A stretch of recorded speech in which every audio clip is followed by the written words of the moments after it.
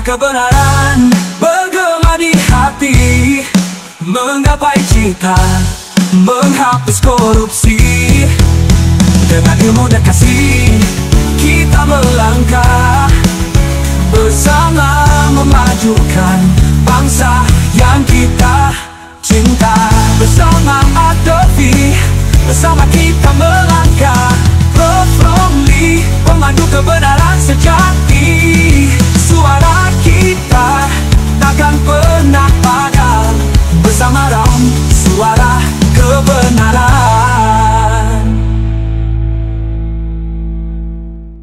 Halo pemirsa ADR TV dimanapun Anda berada, senang sekali karena program andalan dari ADR TV Suara Kebenaran kembali menyapa Anda bersama saya Brigita Manohara.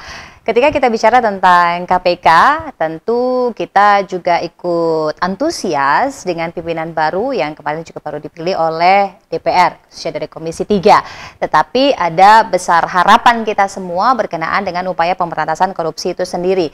Karena konon kabarnya meskipun sudah jilid yang ke-7, kalau saya tidak salah ini, tapi jumlah korupsi kasusnya ini belum juga mengalami penurunan. Padahal harapannya dengan keberadaan KPK ini angka korupsi bisa turun, dan ketika kita bicara tentang KKN ini bisa membuat orang pada akhirnya tidak lagi melakukan hal itu, mulai dari yang terkecil hingga yang besar-besar ataupun kakap. Nah, oleh karenanya di edisi Suara Kebenaran pada kali ini kita akan membahas berkenaan tentang strategi berantas korupsi, kolusi, dan juga nepotisme. Nah, sahabat kebenaran, seperti biasa saya tidak sendirian dalam program ini. Saya selalu ditemani oleh Guru Besar Universitas Padjadjaran khususnya untuk hukum pidana, Prof. Romli Atmasasmita. Prof. Romli, apa kabar? Baik, sehat ya, baik. Prof? Selalu bersemangat untuk bisa menyuarakan kebenaran kepada seluruh sahabat kebenaran dimanapun Anda berada. Dan ada dua narasumber spesial, saya perkenalkan satu persatu. Ada Bapak Chandra Hamzah yang merupakan Komisioner KPK periode 2007-2011. Pak Chandra, apa kabar? Baik, baik. Masih tetap semangat ya untuk bisa terus menggaungkan pemberantasan korupsi di Indonesia. Dan juga ada Bapak Amin Sunaryadi yang merupakan Komisioner KPK periode 2003-2007. Pak Amin, apa kabar? Kabar baik. Ketemu lagi sama Pak Amin. Nah, mudah-mudahan ini akan ada banyak perspektif dari mantan Komisioner KPK, sumbangan pemikiran beliau-beliau yang tentunya di periode beliau-beliau ini kepercayaan masyarakat terhadap lembaga anti rasuah masih tergolong tinggi. Nah, saya ke Prof. Romli dulu. Prof. Romli, ini sebelum ke narasumber kita spesial di episode ini. Kita ke Prof. Romli dulu. Prof, kalau kita bicara mengenai KKN dari tahun ke tahun, perkembangan dan strategi yang diterapkan oleh lembaga anti rasuah, bagaimana Prof. Romli? Ya, kalau kita melihat sudah 25 tahun ya, nanti Tipikor KPK mungkin 20 tahun lebih. Itu kita melihat ada suatu keberhasilan dalam semangat, ya. Jadi semangat pemberantasan korupsi sudah sampai ke lapisan paling bawah ya. Jadi masyarakat sudah paham bagaimana menyemangati anti korupsi, mendukung KPK, ya kan, lembaga-lembaga yang lain juga. Tapi di balik semangat itu yang kita perhatikan ya, sebetulnya kan strateginya apa? Yang selama ini kita mulai dengan undang Tipikor, pembentukan KPK. Yang tampak oleh kita adalah tadinya strategi penindakan. Bagaimana memberantas bahkan memiskinkan koruptor. Tadinya, kemudian ditambah lagi dengan beban tambahan bagaimana mencegah. Melalui antara lain laporan harta kekayaan pilihan negara. Di antara dua strategi ini yang kita lihat, ya, kita masih menempatkan bahwa manusianya, pelakunya sebagai target, kemudian asetnya kemudian. Tampaknya belum berhasil, ya. Karena tadi juga telah disampaikan, memang kuantitas korupsinya makin bertambah. Kuantitas pelakunya sama juga, jera tidak juga muncul, ya. Bahkan sepertinya ada generasi baru korupsi. Nah, itu masalah, ya.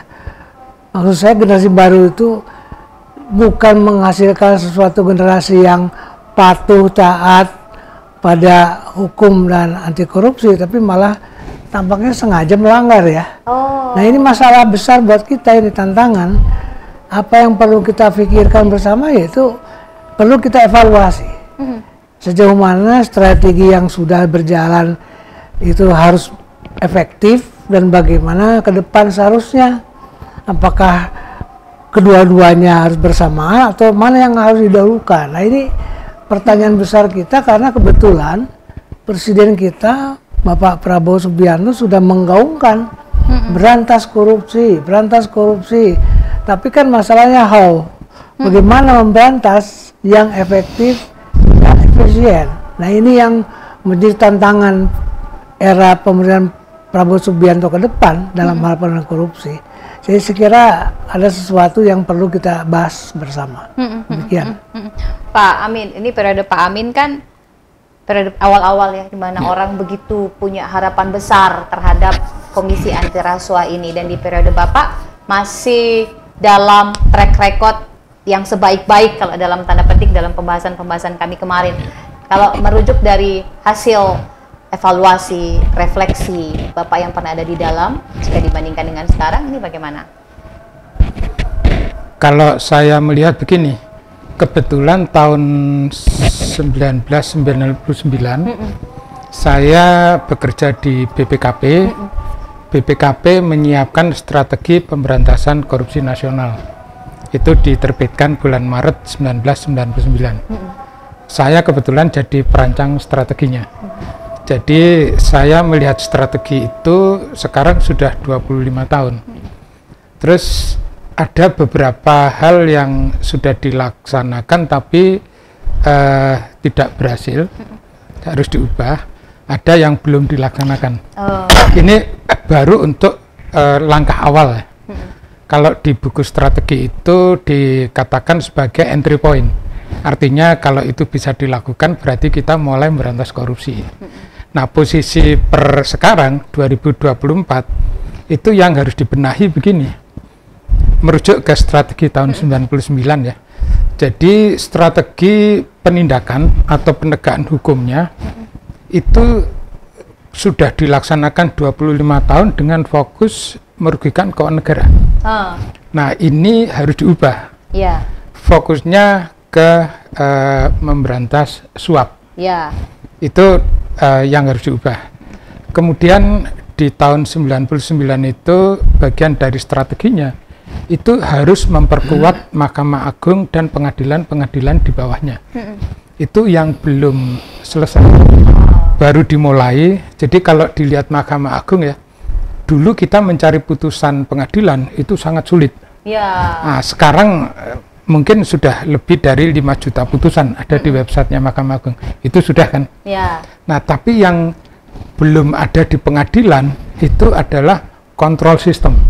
Artinya begini, putusan pengadilan di tingkat pertama itu berdasarkan fakta hukum yang muncul di ruang sidang pengadilan. Siapa yang mencatat fakta hukum itu? Panitera. Tapi panitera itu tidak pernah dilatih menulis stenografi, tidak dilengkapi alat perekam. Jadi berita acara yang dihasilkan oleh panitera itu pasti banyak bolong-bolongnya. Nah, artinya apa? Itu harus dibenahi. Nah, solusinya sudah ada. Jadi di ruang sidang itu direkam pakai video, 4 video. Itu sudah dilakukan oleh KPK sejak tahun 2004. Mungkin sampai sekarang sudah ada 5.700 perkara yang direkam. Cuma masalahnya begini, rekaman sidang itu tidak bisa diakses oleh hakim terkait, juga tidak bisa diakses oleh panitera terkait, tidak bisa diakses oleh JPU terkait, tidak bisa diakses oleh terdakwa ataupun PH terkait. Terus buat apa rekamannya itu, Pak? Nah, itu yang harus dipecahkan. Sementara ini hanya disimpan di KPK. Jadi kalau itu diletakkan di cloud, terus bisa diakses oleh para pihak tadi, hakim, panitera, JPU, dan terdakwa atau PH. Tentu begini, fakta hukumnya menjadi lebih valid, putusan hakimnya menjadi lebih valid, dan juga bisa dicek. Jadi ada alat untuk mengontrol. Pengadilan tinggi bisa nguji fakta hukumnya, kalau sampai ke kasasi bisa juga. Nah, jadi core function dari pengadilan ini bisa terjaga dengan baik. Itu yang kedua. Jadi Mahkamah Agung dan pengadilan di bawahnya harus dibenahi. Terus yang ketiga DPR. DPR ini harus diperkuat. Diperkuat karena begini. Mereka sekarang ini kalau menurut saya belum mampu menjalankan tugas-tugasnya sebagaimana yang diatur oleh Undang-Undang MD3. Katakan gini, teman-teman anggota DPR itu selalu mengaku bahwa mereka adalah wakil rakyat.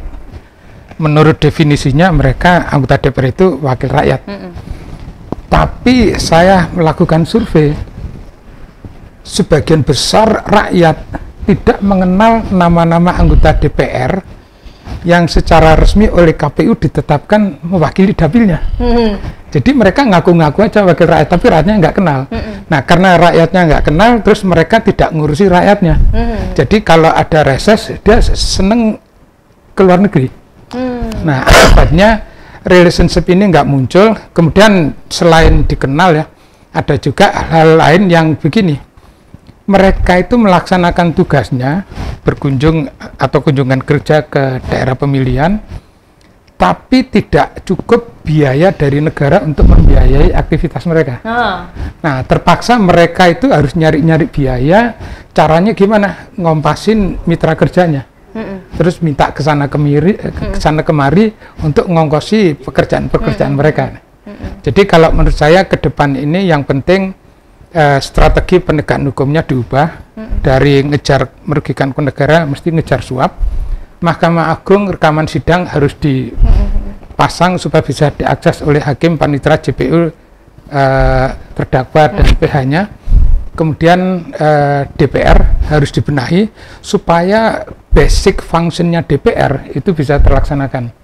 Itu menurut strategi tahun 1999. Tapi waktu itu kan BPK belum berfungsi. Nah, sekarang BPK sudah berfungsi. Nah, BPK ini harus dibenahi supaya mereka itu paham bahwa suap itu adalah korupsi. Jangan sampai mereka selalu menakut-nakutin auditinya. Ini merugikan keuangan negara, ini merugikan negara, tapi sambil terima suap. Nah, jangan sampai begitu. Terus yang saya perhatikan juga gini, behavior seperti itu yang ada di anggota BPK ini merembet ke auditor-auditor BPK. Terus behavior anggota BPK yang seperti itu ini terlihat karena sebagian besar dari anggota BPK itu bukan orang profesional. Mereka kebanyakan dari politisi yang sudah tidak dapat kursi di DPR terus masuk ke situ. Jadi kedepannya untuk BPK ini mudah. Jadi undang-undangnya harus diubah bahwa yang bisa menjadi anggota BPK hanya yang dari dunia profesional. Sama dengan negara-negara maju. Strateginya itu. Jadi ada 4 yang barusan dikemukakan oleh Pak Amin dari hasil refleksi, dan bahkan sebenarnya strategi ini sudah ada sejak tahun 99. Tapi sampai sekarang, nanti kita tanya Prof. Romli apakah sudah dijalankan apa belum dari hasil analisis beliau sebagai pakar hukum pidana. Saya ke Pak Chandra. Pak Chandra, kalau Pak Amin tadi sudah sampaikan, base-nya adalah tentang rekomendasi BPK awalnya untuk bisa memperbaiki yang ternyata sampai saat ini masih ada poin-poin bolong, yang celahnya ini nggak tahu bolongnya apakah sudah semakin kecil atau justru malah semakin besar kalau dari pengamatan orang. Nah, kalau dari Pak Chandra sendiri dengan kondisi yang ada sekarang, menurut Pak Chandra bagaimana? Bagaimana apa? Untuk bisa agar KKN ini paling tidak semakin sedikit, dan juga orang semakin tahu, semakin paham, dan semakin sadar untuk tidak melakukan itu. Yang pertama, saya ingin men-challenge ya, penyebab korupsi. Ada orang bilang karena rakus, karena butuh gitu ya. Tapi mungkin itu di negara lain. Di Indonesia ini saya ngelihat bahwa korupsi itu timbul karena masih adanya mentality feodal yang terjebak dalam era negara hukum. Mentalitas feodal yang terjebak dalam era negara hukum. Dalam konsep feodal, semuanya adalah milik kaum feodal. Nggak ada korupsi di situ. Dalam terminologi negara hukum. Semua tanah miliknya raja, milik kaum feodal. Bahkan nyawa pun milik mereka. Jadi nggak ada korupsi.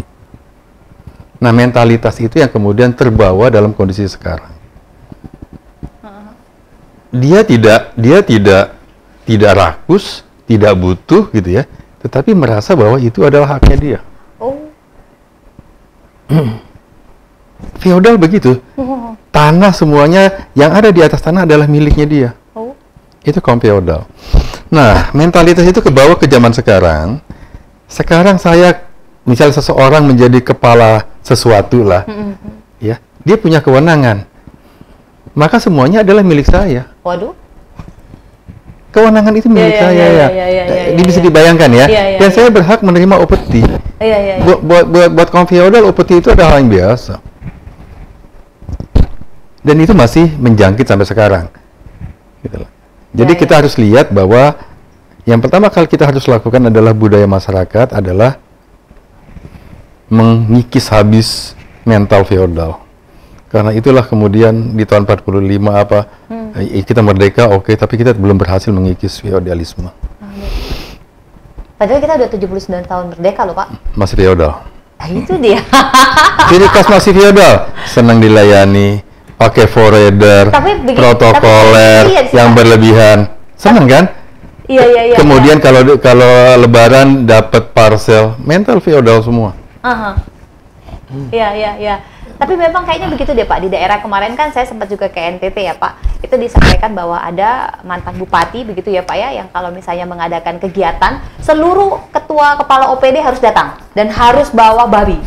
Ini kan maksud saya, ibarat kata itu seperti yang disampaikan oleh mental Pak feodal. Chandra, bahwa ini adalah mental feodal dan itu biasa. Iya. Nah, selama mental feodal itu masih ada, maka omong kosong lah. Bukan omong kosong lah ya. Usahanya semakin keras. Ya, usaha gitu ya. Tetapi secara sistem kita buat nggak boleh gratifikasi dan segala macam. Iya. Cuman mental feodal ini mesti dikikis habis.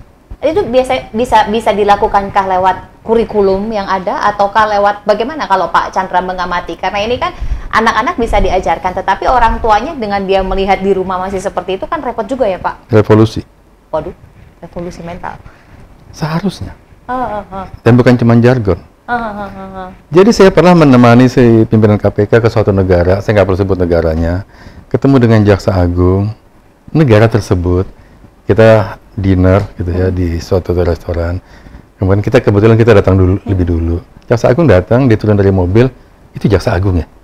Emang kenapa Pak? Ya begitu aja. Ya begitu aja Pak. Kita aja yang berlebihan. Jaksa Agung suatu negara, ya udah datang aja, naik mobil turun pakai sopir biasa. Nggak ada tuh cerita protokoler yang berlebihan segala macam. Nah, jadi mental feodal, pertama mental feodal mesti dikikis itu. Kalau itu nggak dikikis ya susah lah. Jadi Pak RT aja bangga. Pak lumayan loh Pak. Iya. Sekarang RT dapat uang operasional. Iya. Minta dihormati. Iya. Minta dihormati ya. Karena kalau orang minta dihormati artinya dia nggak punya kehormatan. Karena itu diminta. Karena diminta. Kalau orang punya kehormatan nggak perlu minta. Iya. Benar. Konsep berpikirnya begitu ya. Iya. Ini lebih filosofis lagi ternyata. Kalau secara teknis tadi Pak Amin sudah menjelaskan detailnya bagaimana, Pak Chandra jauh lebih ke konsepnya. Kita kembali ke teknis sekarang. Iya. Undang-undang Tipikor. Ya. Untuk mencegah satu kultur yang mesti diberesin. Undang-undang Tipikor. Undang-undang Tipikor kita itu adalah, saya pakai istilah orang lain ya, Abdul Haris Nasution. Waktu membuat undang-undang itu, mbahnya Abdul Haris Nasution bilang itu adalah akrobatik yuridis. Ya. Dalam bukunya. Jadi saya melakukan penelitian terutama pasal 2 untuk pasal 2 dan pasal 3 ayat 1. Saya lihat sejarahnya, bagaimana dia bermetamorfosa, dan kemudian di tahun 57 keluar peraturan penguasa perang pusat yang buat Nasution, Jenderal A.H. Nasution bersama-sama dengan Jaksa Agung waktu itu, Suprapto, gitu ya, gregetan terhadap orang yang tiba-tiba kaya, maka dilakukanlah akrobatik yuridis. Clear. Apakah sebelum tahun 57 ada pemberantasan korupsi? Ada. Siapa yang diproses? Mr. Jody Gondokusumo. Itu sebelum Undang-Undang Pasal 2 Ayat 1-3 ini ada. Yang merugikan negara itu sebelum ada, korupsi jalan. Yang diproses siapa? Jody Gondokusumo. Karena apa? Karena dia terima duit. Untuk apa? Supaya ada pengusaha Taiwan kalau nggak salah, yang masuk ke Indonesia supaya dapat visa. Apa? Suap. Clear, suap. Clear gitu suap. ya. Nah, kemudian jadi undang-undangnya mesti diberesin. Karena dengan rumusan pasal 2 ayat 1 dan ayat 3 sekarang, banyak orang menafsirkannya sesat. Mohon maaf gitu ya. Kalau kita lihat di pembahasan memori Van Lichting, jadi mulainya di 371 tuh. Nah, di 371 saya udah baca memori Van Lichtingnya, pembahasan rapat-rapatnya, bahwa sebenarnya perbuatan yang dilarang bukan yang merugikan negara, bukan. Tapi memperkaya diri sendiri dan orang lain. Secara melawan hukum. Bahkan bukan perbuatan melawan hukum itu sendiri, tapi memperkaya diri sendiri secara melawan hukum. Cuman orang sekarang merugikan negara, korupsi, merugikan negara, korupsi. Ya. Ini dapat pelajaran dari mana gitu loh. Ya nggak tahu lah. Nanti silakan kita berdebat. Itu yang kemarin juga saya tanyain sama Pak Amin, itu bukannya business judgment rule ya Pak? Kan akhirnya orang jadi nggak bisa bergerak untuk bisa. Jadi asal muasalnya ada, tapi ditafsirkan salah. Waktu dibuat pertama kali tahun 57 rumusan pasal tersebut, Nasution bilang dia gregetan dengan orang yang tiba-tiba kaya, tetapi kemudian tanpa usaha. Kenapa? Karena itu dibuatlah rumusan itu. Nasution sendiri bilang akrobatik yuridis. Nah sekarang kita akrobatik terus. Nah akhirnya yang melakukan akrobat adalah siapa yang punya kewenangan. Ya. Nah itu kemudian direvisi di tahun 58, direvisi lagi Perpu 2460, kemudian muncul lagi tahun 71 gitu. Jadi undang-undangnya mesti diberesin lah. Yang ketiga adalah penegak hukumnya. Kita boleh cek gitu ya, penegak hukum di Indonesia ya. Saya nggak perlu nyebut nama lembaga. Paling banyak kena kasus apa? Bukan pasal 2. Penegak hukum di Indonesia paling banyak kena kasus suap. Ya. Cek aja lah gitu ya. Ini based on data. Iya, cek aja lah. Yang kena pasal 2 ayat 1 itu pasal 2 ayat 1 dan 3 itu rata-rata kementerian, lembaga. Penegak hukum kena suap. Nah, ya sementara untuk menegakkan hukum kita perlu penegak hukum. Tapi pelakunya justru malah melakukan gitu kan? Enggak, saya nggak ngomong begitulah. Pokoknya banyak mereka kena gitu ya. Kena gitu. Jadi perlu diberesin. Jadi banyak perlu dibereskan. Nah, sama ya Pak Amin, sampai penegak hukum itu apa? Termasuk di pengadilan. Ya, hakim-hakim di pengadilan. Nah, bagaimana proses pengadilan itu akuntabel, tercatat. Kita memang banyak yang perlu dibenahi lah. Jadi kalau selama kita masih menggunakan hal-hal yang dulu, kita masih pakai pasal 2 ayat 1 dan 3 yang merupakan akrobatik yuridis, kata Jenderal A.H. Nasution. Ya. Saya juga dulu kadang-kadang sama salah satu rekan dulu, Pak Nasution sama Pak R. Suprapto Jaksa Agung, waktu merumuskan pasal ini, apa yang ada di kepala mereka ya? Mencoba menelaah kembali asal muasalnya pasal tersebut. Saya dapat itu di memoarnya Jenderal Nasution. Di jilid keempat halaman 95 apa tuh ya, Mengabdi Republik. Memoarnya R. Suprapto saya belum dapat sih kita. Gitu. Jadi ada beberapa, tadi kalau saya boleh review, yang pertama adalah tentang konsep awal budaya feodal itu yang benar-benar harus dikikis. Manusia Indonesia feodal. Ya, kata Mohtar Lubis. Ya, itu ngeri juga sih barang yang itu.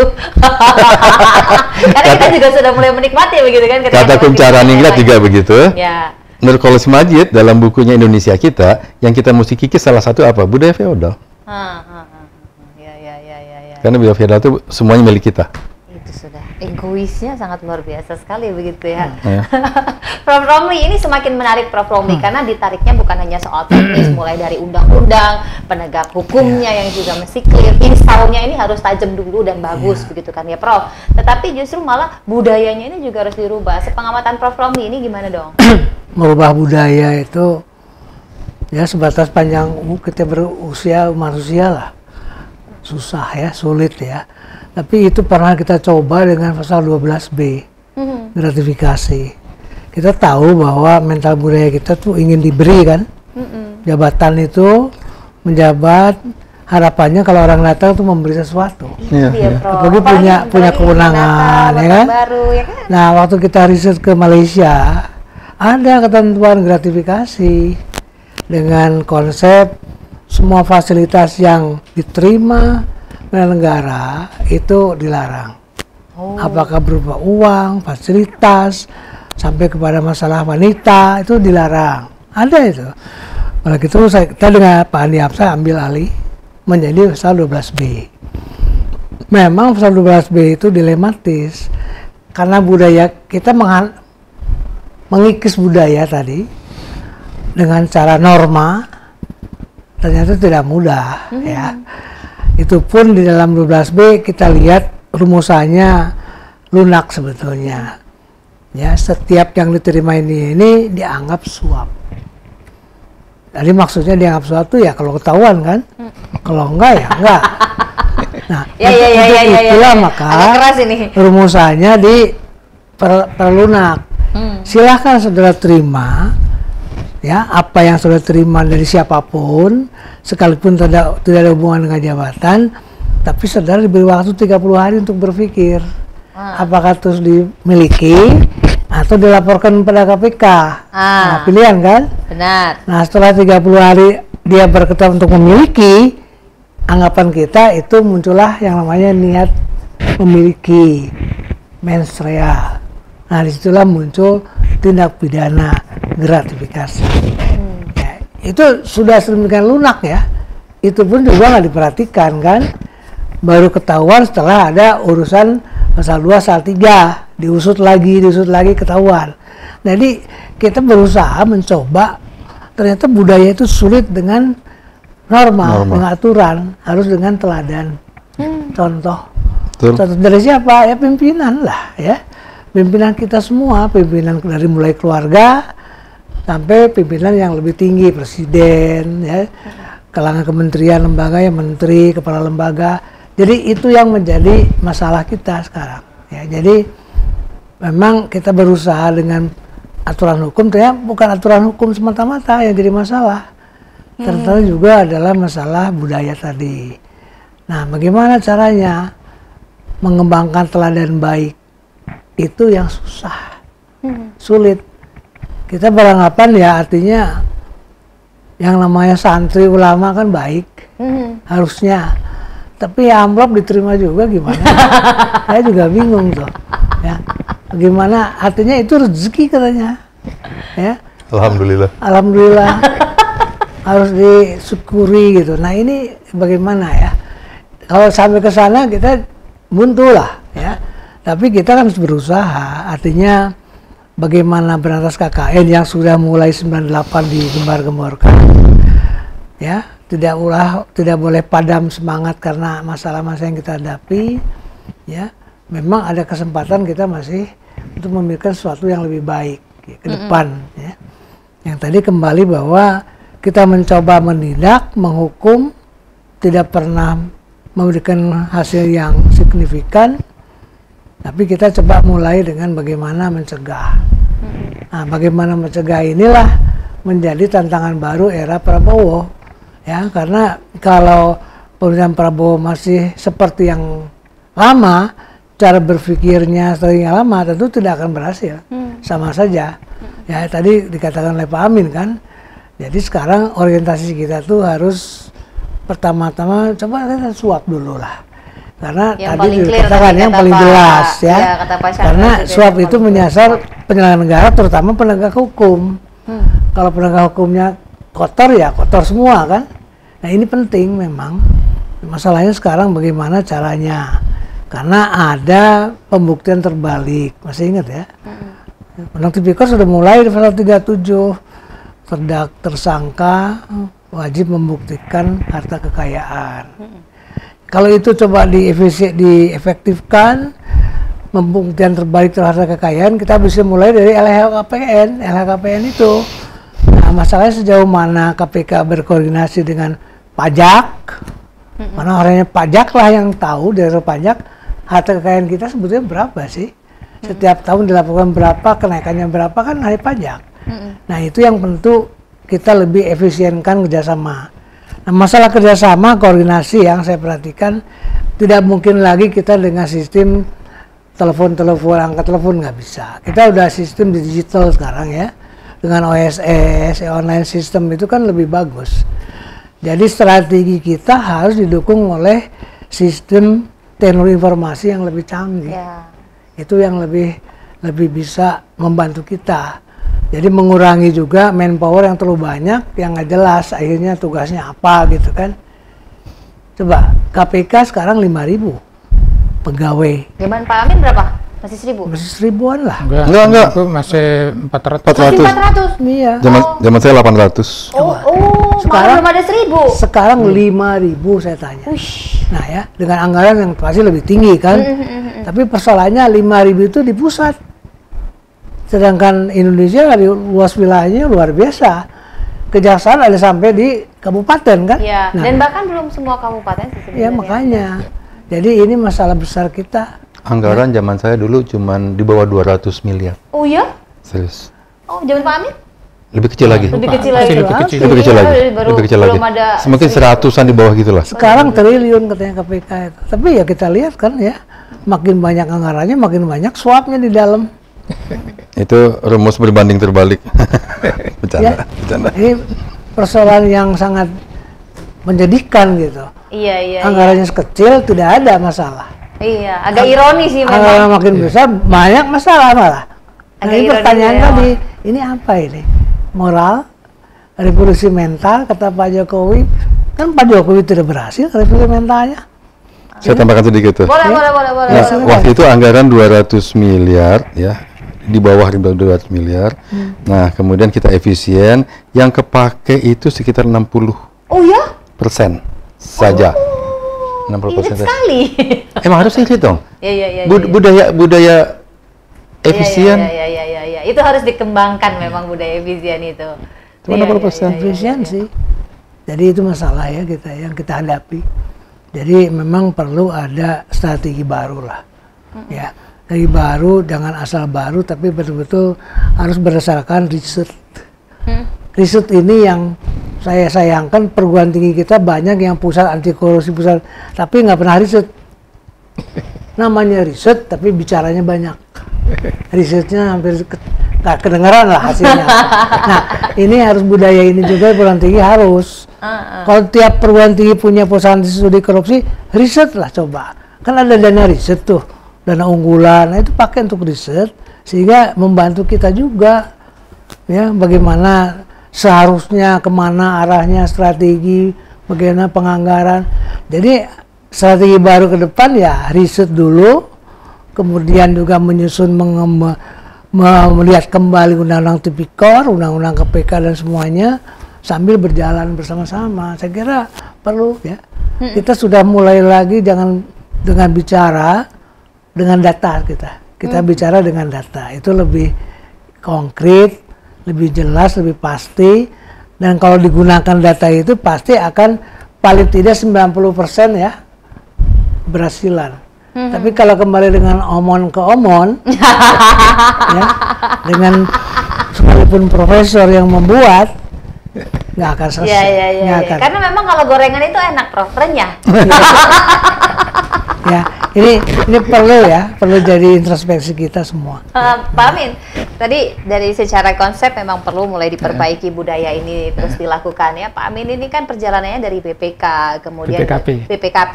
Kemarin Pak Ate dalam rapat koordinasi nasional sampaikan bahwa ada begitu banyak kebocoran berkenaan tentang penggunaan anggaran di daerah dan lain-lain. Nah ini kan juga cilaka 17 Pak ceritanya kan ya.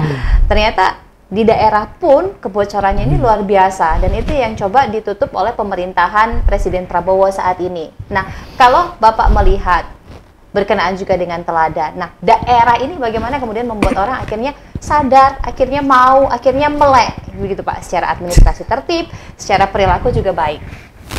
Kalau melanjutkan yang disampaikan Pak Chandra Hamzah tadi ya, itu kan butuh teladan dari top leader gitu ya. Jadi sebenarnya dengan sekarang ini musim digital, ini ada jalannya untuk benahi itu. Kan tinggal begini, maunya Pak Prabowo apa sih? Kan maunya korupsi berantas. Oke, lebih detail lagi. Silakan Pak Prabowo ini nunjukkan yang tidak boleh itu apa sih? Terus yang harus dilakukan apa? Nggak usah banyak-banyak. Katakan yang tidak boleh dilakukan itu 5 poin, yang harus wajib dilakukan 3 poin, gitu kan? Nah, poin-poin ini yang kalau dilakukan kebocoran tadi hilang, terus KKN juga hilang, gitu kan? Nah, sebenarnya itu yang diperlukan sebagai setting tone from the top dari presiden. Pokoknya ini wajib dilakukan 3 poin, ini yang belum nggak boleh dilakukan 5 poin, gitu ya. Nah, terus habis itu kan gini, ini harus diikuti oleh para menteri kabinet, gitu kan? Nggak boleh bandel itu, anak buah itu memang. Challenge-nya kan gini, bagaimana menjadikan menteri ngerti maunya 3 poin dan 5 poin ini kan? Nah, kalau di korporasi kan ada ini, ada computer based training, ya pakai itu aja.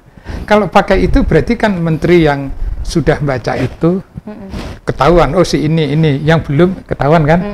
Nah, terus habis itu kalau sudah edukasinya ngerti, diminta komitmen dong. Jadi ada fakta yang computer based juga, akan melakukan ini, tidak akan melakukan ini, gitu kan? Nah, menterinya submit, udah selesai nih.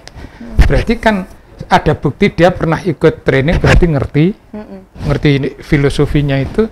Terus ada fakta yang dia submit yang menyatakan dia akan lakukan itu, yang don'ts tadi dia akan hindari.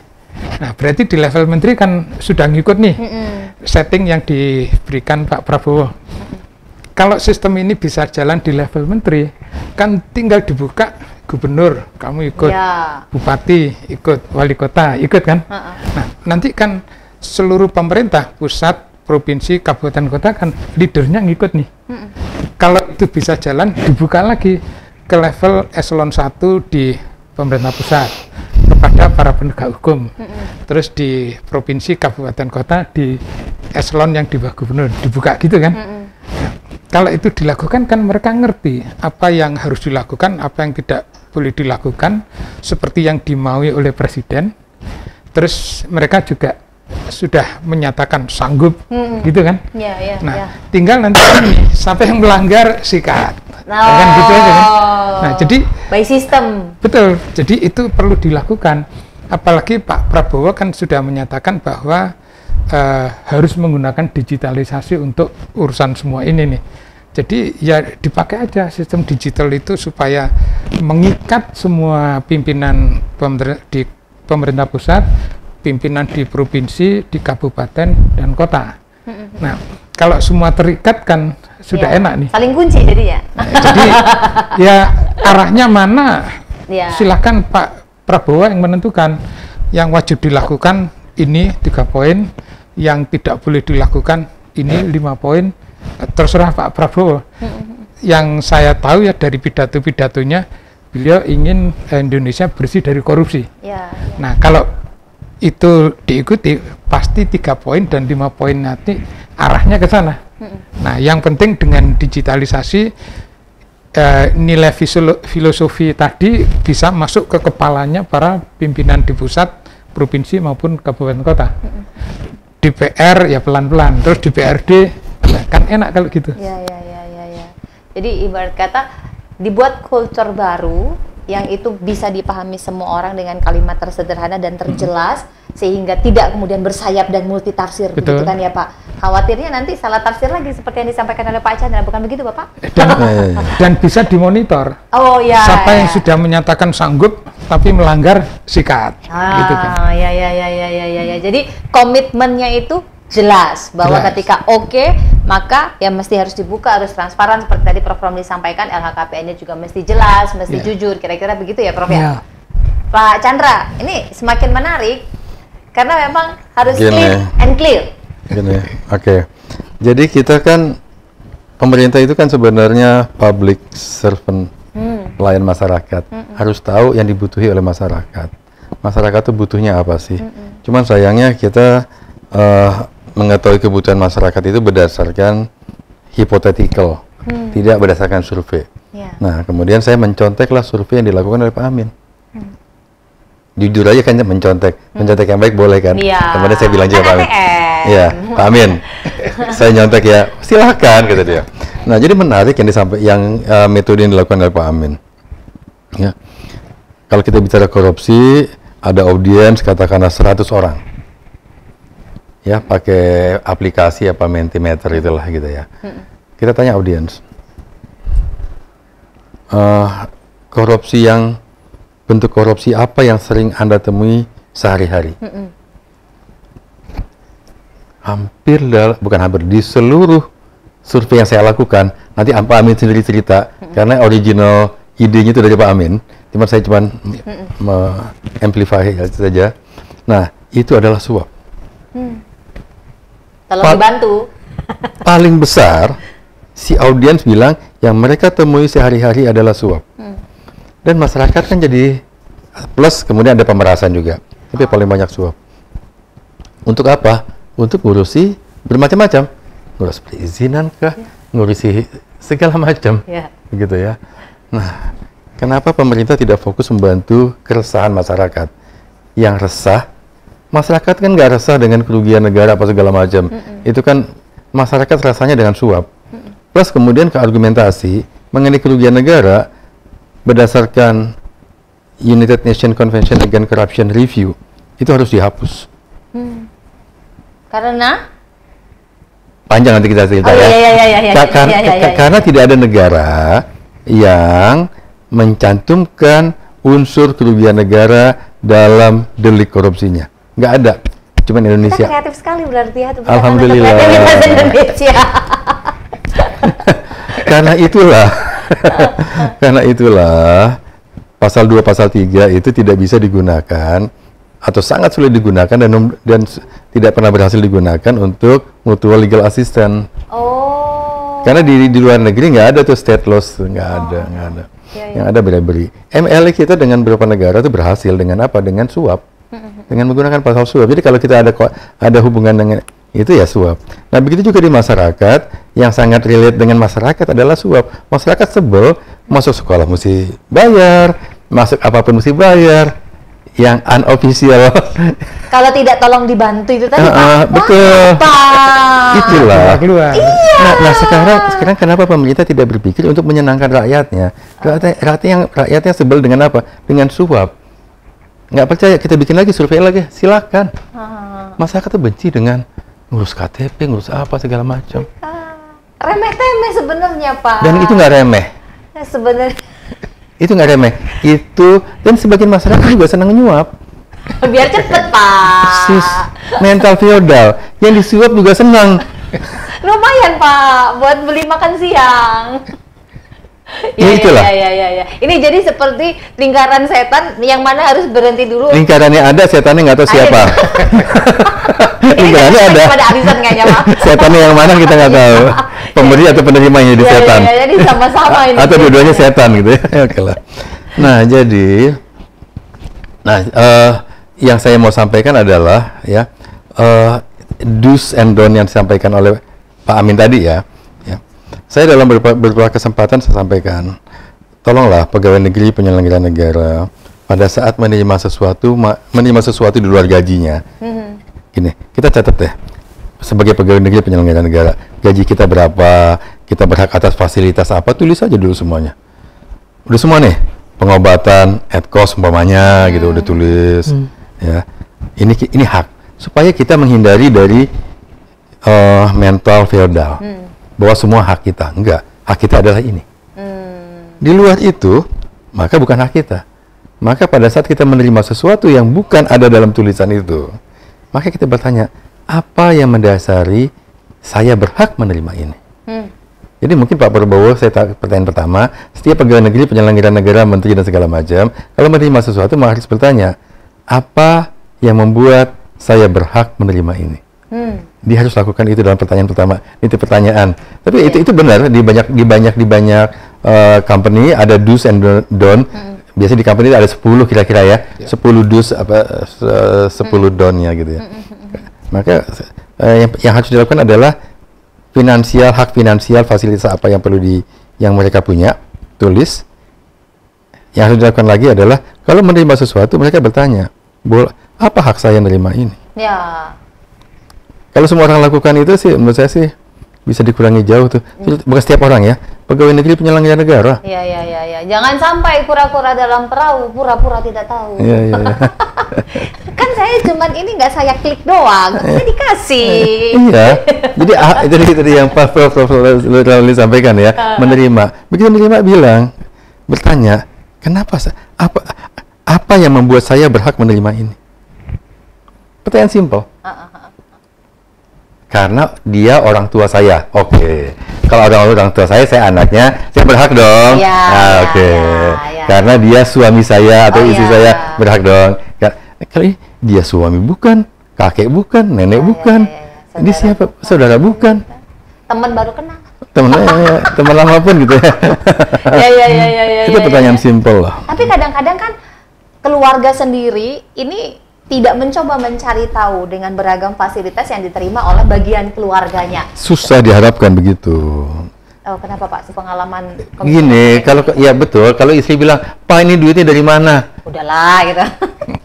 Repot gitu loh. Nggak dikasih lagi. Nggak dikasih lagi. Oh, oke. Ya sudah. Selesai. Nggak dikasih lagi. Nggak didiskus lagi. Ya. Karena saya kadang-kadang amazed gitu ya.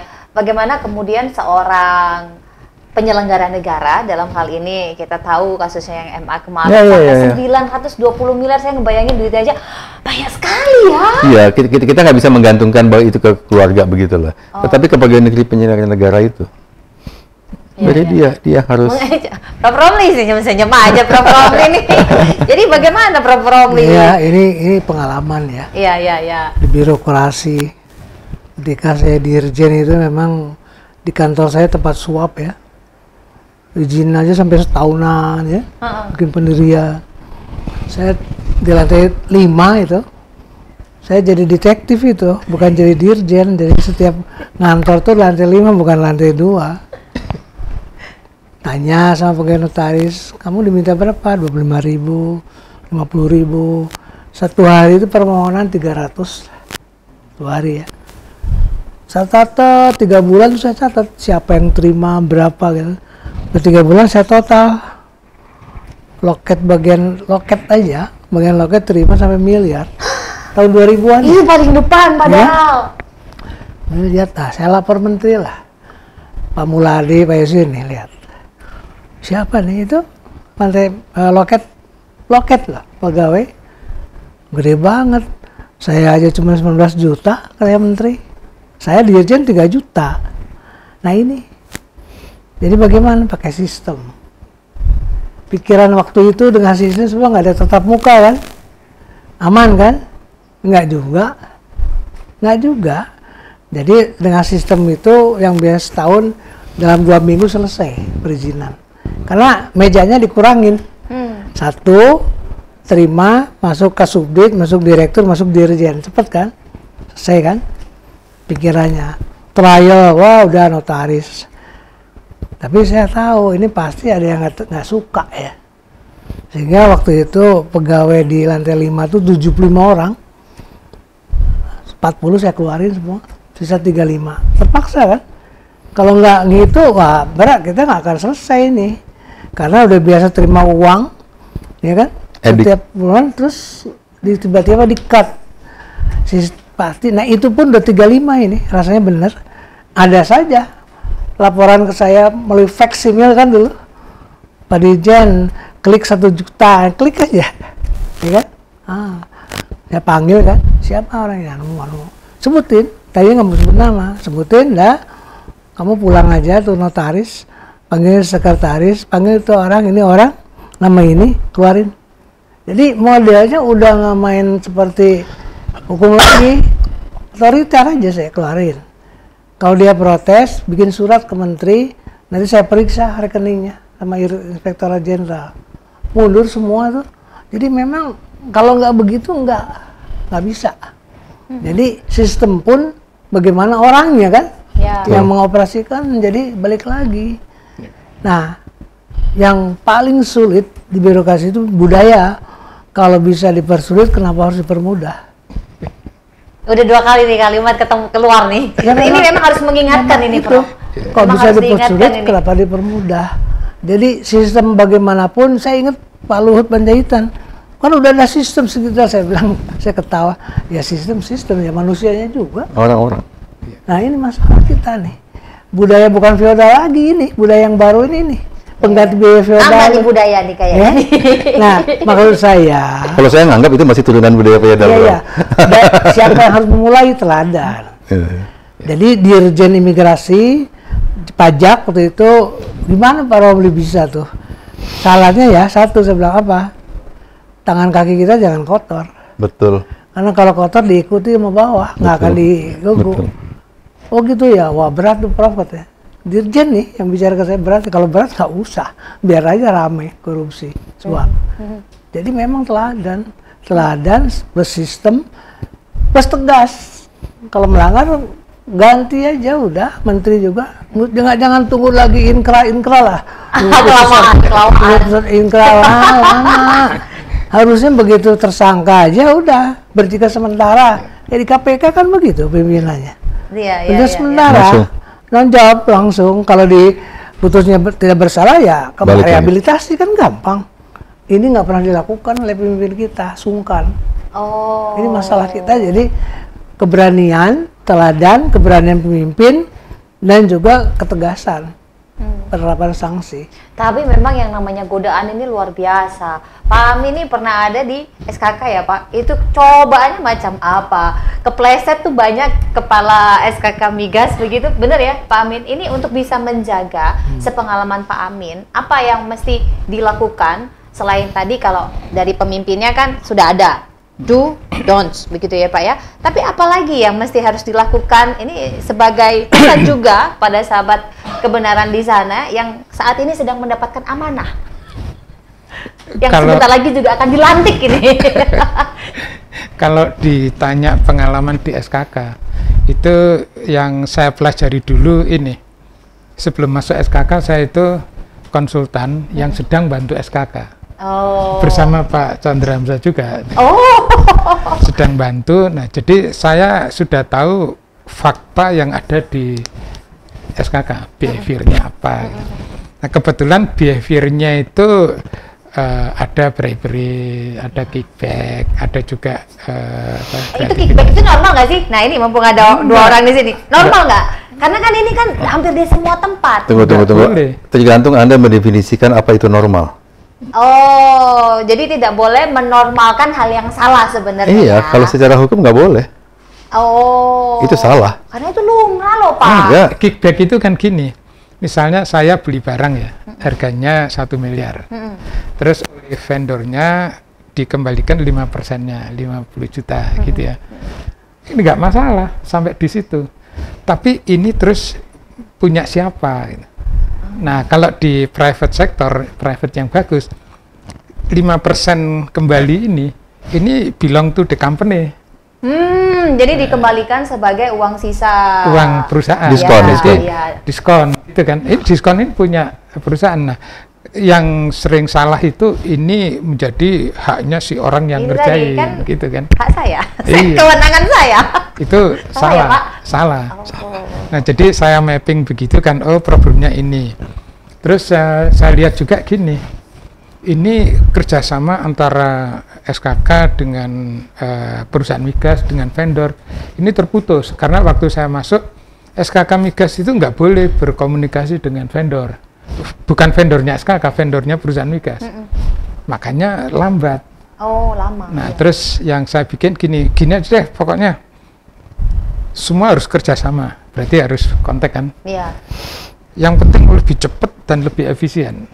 Nah, semua gitu. Terus ada 4 larangan nih.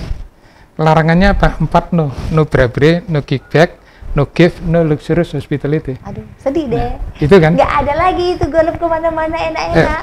Makanya waktu itu kalau mau golf ya golf aja sama teman sendiri. Aduh, sedih. Patungan sendiri gitu Ya, kan. Nah, tapi memang gini, itu saya buat berdasarkan fakta. Faktanya begini, ya saya polisinya itu. Nah, kemudian menjadikan ini jalan lebih bagus lah. Saya tahunya ngetes lebih bagus bagaimana? Saya kontak dengan para pemain oil and gas kan, perusahaan-perusahaan migas asing maupun dalam negeri. Saya tanya, gimana kalau proses bisnis di hulu migas sekarang? Mereka bilang, Pak Amin, ini agak beda nih. Biasanya kalau pengen lebih cepat, kosnya lebih tinggi. Berarti ada ongkosnya kan? Nah, tapi kalau ini enggak, udah lebih cepat tapi enggak ada ongkos. Wah, cocok itu barang. Betul, makanya menurut saya ya, policy itu mesti cocok dengan fakta yang ada. Jadi sebelum bikin policy ya, dilihat faktanya apa, problemnya apa, terus yang perlu kita hilangkan apa, yang perlu dipertahankan apa, ya sudah, bikin policy-nya itu. Makanya kalau untuk menangani korupsi ya, mesti gitu juga seperti yang disampaikan Prof. Romli tadi kan, ini teman-teman di universitas mesti riset nih Apa sih? untuk melihat fakta kan. Setelah ketemu fakta baru kita menentukan strateginya begini. Secara umum itu ya langkah yang perlu dilakukan itu kan ada 3. Jadi membenahi sistem, tadi disampaikan Prof. Romli juga membenahi sistem, kemudian mengubah mindset. Nah, itu Jadi yang susah. mengedukasi orang supaya mindsetnya berubah. Ya. Nah, yang ketiga baru gini, yang bandel harus disikat. Persis yang dicontohkan Prof. Romli tadi. Jadi sistem dibenahi, mindset orangnya diubah menjadi yang benar. Siapa yang bandel, sikat. Nah, jadi ini 3 langkah jitu, bye Pak Amin. Bukan, saya nyontek dari KPK-nya Hong Kong. Oh, Nah, KPK-nya Hong Kong 3 itu. sesederhana itu sebenarnya ya konsepnya. Pak Chandra, nih langkah Pak Chandra. Gini, saya mau bilang, karena itu saya mau mengenai kickback tadi ya. Saya pernah bilang ke banyak tempat. Anda kan bagian pengadaan ya. Nah, Iya, yang pengadaan, bagian itu deh. bagian pengadaan. Pak, ini kan saya nggak melanggar hukum, oke. Semua sesuai dengan ketentuan, iya. Speknya sesuai, iya. Cuman kenapa dia ngasih ke Anda? Coba yang di situ tuh bukan Anda. Katakan yang di itu Mr. X. Dia ngasih ke Anda apa enggak? Enggak, dia ngasih ke Mr. X. Jadi yang berhak menerima itu siapa? Bukan Anda, tapi jabatan Anda. Nah, jabatan Anda itu berarti perusahaan. Berarti Anda nggak punya hak. Jadi perusahaan berhak mendapatkan diskon, begitu. Jadi nggak, filosofinya seperti itu. Jadi kalau di situ mau Mr. X, Mr. Y segala macam, jadi bukan Anda yang berhak. Jadi salah Pak? Ya salah. Jadi gimana? Udah balikin sini. Kasih ke perusahaan. Iya. Kan yang berhak mendapatkan diskon itu perusahaan. Anda bukan siapa-siapa kalau Anda nggak ada di situ. Itu yang patut diingat ya. Iya. Jadi untuk para pejabat ya, Anda itu bukan siapa-siapa. Yang dihormati bukan Anda. Yang dihormati adalah jabatan Anda. Dalam ini. Ini sekaligus mengingatkan yang sebentar lagi akan dilantik setelah pilkada serentak. Iya. Nah, kehormatan itu akan teruji pada saat Anda bukan menjabat, sudah tidak menjabat dan Anda masih dihormatin. Dan Anda nggak perlu minta dihormati. Otomatis. Itu kehormatan yang secara sosiologis. Kalau Anda tidak di situ, maka Anda bukan siapa-siapa.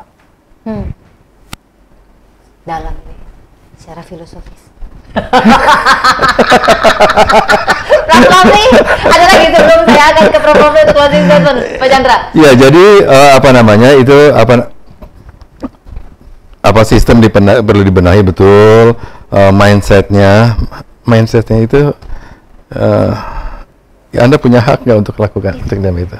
Udah, tanyakan aja punya hak nggak? Kalau nggak punya hak ya sudah, kalau mau main golf ya cari yang murah aja lah. Iya. Patungan.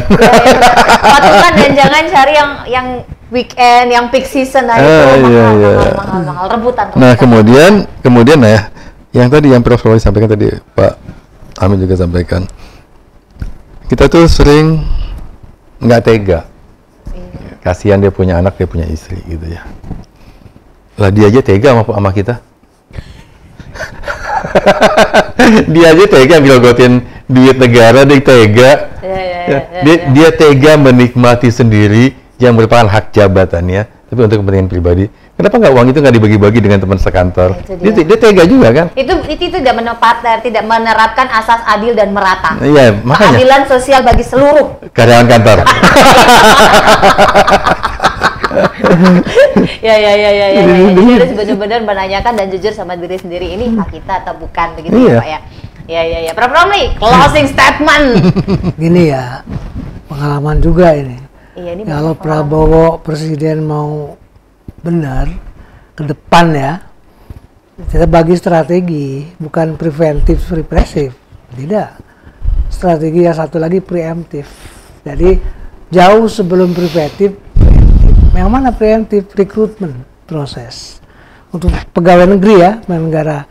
Rekrutmennya jangan sekedar syarat formal, harus ada syarat yang lebih dalam, artinya apalagi jabatan strategis kan, itu betul-betul harus latar belakangnya bukan hanya pekerjaannya, sosial, segala macam lah. Jadi kalau itu udah dipenuhi, syarat formal, syarat material dipenuhi, baru diangkat. Diangkat kan disumpah juga, bukan disumpahin ya, disumpah. Nah itu kemudian bikinlah semacam komitmen terhadap presiden, ya kan? Seperti itulah, itu preemptif. Nah kalau itu dilakukan baru kita preventif, artinya bukan ke dalam tapi keluar. Ya. Jadi jangan mencoba memberikan sesuatu pada penyelenggara negara. Ya kan seperti itulah. Edukasi seperti itu didukung juga oleh riset-riset perguruan tinggi yang teratur dengan bantuan dana dari pemerintah, dari sebagian uang hasil korupsi yang sudah dikembalikan ke negara balik lagi menjadi riset kan, sebagian bansos, BPJS, kita nggak tahu sampai kemana itu hasil uangnya gitu sekarang, dipakai apa. Nah baru penegasan, tegas tindak, udah jangan ada maaf, jangan ada sungkan, kasihan keluarganya, dia juga nggak kasihan tadi terhadap bangsanya. Ternyata ini mengapa tiada maaf banyak? Ya udah tega. Sikat aja. Dulu saya memutuskan 40 keluar itu merem aja. Ya kita berdoa saja lah paling di atas bahwa kita ini benar ya. Penting kita sendiri jangan belepotan gitu. Nah, itu kata kuncinya. Ya itu aja. Ya, preventif, represif, tapi juga yang menjalankan itu harus betul. Ya. Jadi harus selesai pada diri sendiri. Itu dia. Gitu. Kalau belum selesai, kalau masih dirinya juga bingung ya jangan jadi pemimpin. Jangan banyak janji lah bahasa saya. Masa kampanye merokok masih merokok? Ya, kira-kira begitu. Kira-kira begitulah. Kampanye merokok. Kampanye tidak merokok. Kampanye tidak merokok maksud saya. Masih ingat nggak? Katakan tidak pada korupsi ya, korupsi juga. Masih zaman dulu banget. Ya kan? Ya, itulah kira-kira. Banyak contoh kita. Harusnya contoh ini berhenti dong. Masa terus-terusan setiap 5 tahun harus berhenti. Kalau terus-terusan pasti harus ditanya lagi kenapa. Ya optimis, kita optimis bisa kok. Baik. Mudah-mudahan didengar ya. Terima kasih Prof Romli, terima kasih Pak Chandra, terima kasih Pak Amin. Ini sudah langkah strategis mulai dari secara konsep sampai yang teknisnya sudah diberikan masukan oleh kedua mantan komisioner KPK yang pada masanya beliau-beliau ini sudah menorehkan jejak-jejak yang baik yang sebenarnya kalau itu terus diikuti dan itu dilaksanakan diteruskan sebaik-baiknya, harapannya memang korupsi di negara ini bisa berkurang atau bahkan hilang, karena itu yang diharapkan oleh pemerintah Republik. Kebocoran-kebocoran yang terjadi akibat korupsi ini tadi Prof Romli sampaikan bisa buat riset, bisa buat bansos, bisa buat yang lain-lain ya, memang dikembalikan lagi kepada masyarakat untuk kesejahteraan kita semua warga negara Indonesia, dan mudah-mudahan kebenaran-kebenaran yang disampaikan oleh narasumber kita di Suara Kebenaran ini didengarkan oleh pemegang kekuasaan dan terutama kepada kepala-kepala daerah yang terpilih sejak pilkada kemarin. Nah ini mudah-mudahan bisa menjadi masukan agar daerahnya semakin bersih dari korupsi. Katakan tidak pada korupsi, kata Prof Romli begitu tadi terakhir. Terima kasih sekali lagi Bapak-Bapak, saya Brigita Manohara pamit. Ingat subscribe ADR TV YouTube dan kemudian follow juga Instagram serta Twitter dan TikToknya. Saya Brigita Manohara pamit, sampai jumpa sahabat kebenaran. Terima kasih. Terima kasih. Emang kalau gorengan enak, kriuk-kriuk. Terima kasih, Prof. Suara kebenaran bergema di hati, menggapai cita, menghapus korupsi. Dengan ilmu dan kasih kita melangkah bersama memajukan